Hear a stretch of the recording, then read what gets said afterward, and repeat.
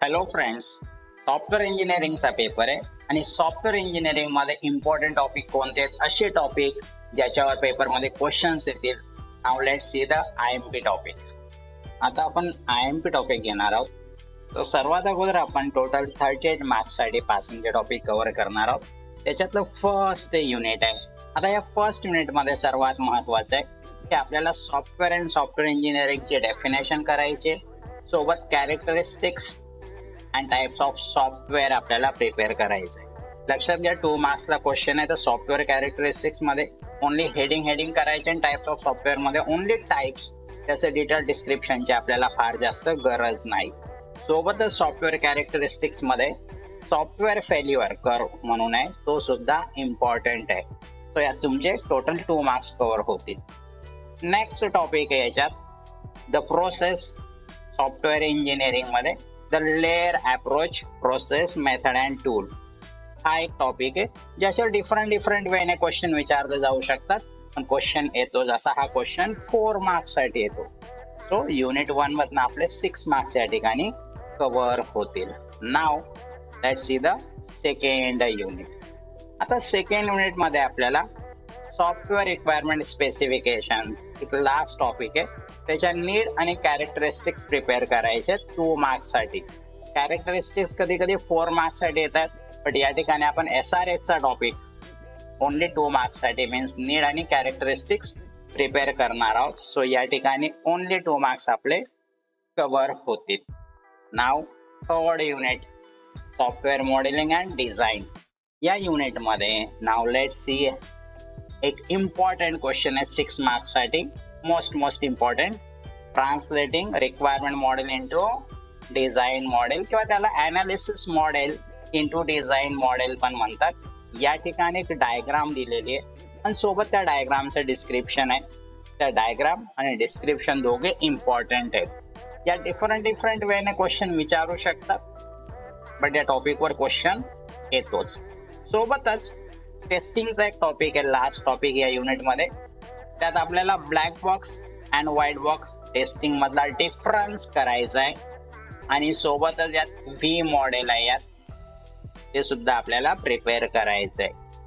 So 6 आणि 4 असं total 10 marks हे युनिट आहे. But remember, translation of analysis model into design model हा टॉपिक बिलकुल मिस करू नका. बट पेपर जर कधी ट्विस्ट झाला तर असंही होऊ शकतं की हा जो 6 मार्क्सचा क्वेश्चन आहे त्याच्याऐवजी ब्लॅक बॉक्स आणि व्हाईट बॉक्स या दोघांचा डिफरन्स येऊ शकतो. सो या ठिकाणी 10 मार्क्स आपले कव्हर होतील. नाव the unit number 4 software project cost estimation. आता यात आपल्याला मॅट्रिक्स फॉर साईज एस्टिमेशन म्हणजे सॉफ्टवेअरची साईज किती आहे ती मेजर करण्यासाठी आपल्याकडे 2 मॅट्रिक्स आहेत, लाईन ऑफ कोड आणि फंक्शन पॉइंट.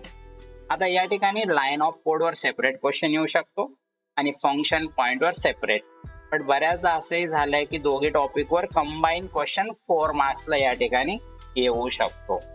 सिमिलरली याच टॉपिक मध्ये प्रोजेक्ट कॉस्ट एस्टिमेशनचाही टॉपिक आहे. सो यात कन्फ्युज करू नका. साईज एस्टिमेशन साठी हे 2 मॅट्रिक्स आहेत, कॉस्ट एस्टिमेशन साठी 3 मेथड्स आहेत, ते आपण या ठिकाणी बघणार नाही. सो या टॉपिक वर 4 मार्क्स कव्हर होतील.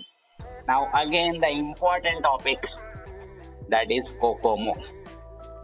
तो आपल्याला या ठिकाणी कोकोमो आणि कोकोमो 2 चे एक्झाम्पल्स घ्यायचे. बेसिकली कोकोमोचे एक्झाम्पल येतात, कोकोमो 2 चे एक्झाम्पल येत नाही. तो 6 मार्क्सला एक्झाम्पल येतात. सो मोस्ट इम्पॉर्टंट एक्झाम्पल्स आहे, ते बिलकुल मिस करू नका. कधी एक्झाम्पल ऐवजी कोकोमो आणि कोकोमो 2 ची थेरी विचारतात. सो थेरी येऊ शकते, नाहीतर एक्झाम्पल येऊ शकतं. सो बिलकुल मिस करू नका हा क्वेश्चन. इझी क्वेश्चन आहे. So 6 marks. सो या युनिट मध्ये पण तुमचे टोटल 10 मार्क्स कव्हर होतील. Then next that is a unit number 5. आता युनिट नंबर 5 मध्ये आपल्याला प्रोजेक्ट शेड्युलिंगचा टॉपिक करायचा. त्यात मोस्ट इम्पॉर्टंट आहे basic principle of project scheduling. बऱ्याचदा हा क्वेश्चन हा टॉपिक रिपीट झालेला आहे, पण पेपर जर ट्विस्ट झाला तर या ठिकाणी बेसिक प्रिन्सिपल ऐवजी BS म्हणजे वर्क ब्रेकडाऊन स्ट्रक्चर किंवा ऍक्टिव्हिटी नेटवर्क येऊ शकतो. सो हा क्वेश्चन 4 मार्क्स साठी येईल, म्हणजे या युनिट मध्ये आपले 4 मार्क्स कव्हर होतील. देन लास्ट युनिट आहे सॉफ्टवेअर क्वालिटी अश्युरन्स.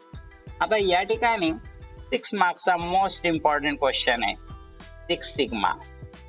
आता 6 सिग्मा स्ट्रॅटेजी नावाचा एक टॉपिक आहे, ते त्यात तुम्हाला प्रिपेअर करायचंय. कधी कधी 6 सिग्मा ऐवजी DMA DV असे विचारू शकतात. 6 सिग्मा मध्ये ते ऑपरेशन्स आहेत, त्या ऑपरेशनच्या नावाचा एक शॉर्टकट येतो, त्याने हा क्वेश्चन विचारतात. जर 6 सिग्मा नाही विचारला तर CMMI चे लेवल्स किंवा प्रोसेस एरिया विचारू शकतात. सो बिलकुल हा टॉपिक मिस करू नका, 6 मार्क्सचा क्वेश्चन्स आहेत. सो या वेळेने आपण टोटल सॉफ्टवेअर इंजिनिअरिंगच्या पासिंग साठी 38 मार्क्स या ठिकाणी कव्हर करतो. आता आपण सॉफ्टवेअर इंजिनिअरिंगचे इम्पॉर्टंट टॉपिक बघितले. So prepare well and exam साठी तुम्हाला बेस्ट ऑफ ट्राय.